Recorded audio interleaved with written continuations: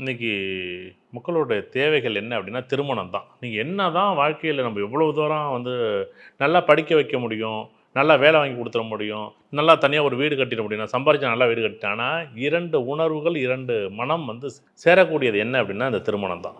ஆனா, அந்த திருமண வாழ்க்கை வரும்போது தான் எல்லாரும் ஒரு பெரிய கேள்வி நடந்துருமா? அதுவும் ஜாதகத்தில முதலா ஜாதகத்த பத்தி பார்க்க போறது, எப்பா இந்த க இந்த பொண்ணுக்கு எப்பப்பா கல்யாணம் ஆகும்? இந்த பையனுக்கு எப்பப்பா கல்யாணம் ஆகும்?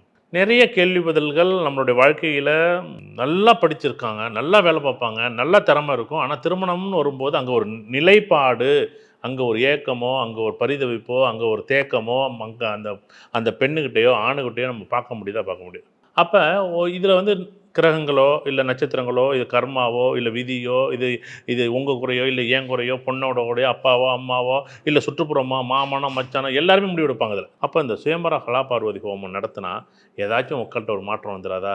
அந்த எல்லாத்துக்கும் அந்த நட்சத்திரங்களா இருக்கலாம், அந்த கிரகங்களா இருக்கலாம், நல்ல தசாபுத்தி இருக்காது.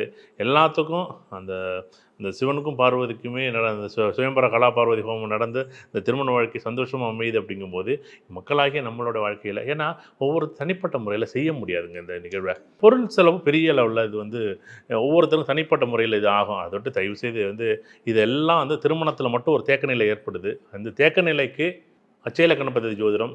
ஏன்னா ஒரு பெண்ணோட வாழ்க்கையும், ஒரு ஆணோட வாழ்க்கையும் இரு மனங்கள் இணையக்கூடிய ஒரு சுகமான, ஒரு சந்தோஷமான ஒரு திருமண வாழ்க்கை அமையணுங்கிறது தான் ஒவ்வொரு தடவையும் நாங்க அந்த சுயம்பர கலாபார்வதி ஹோமம் பண்றோம்.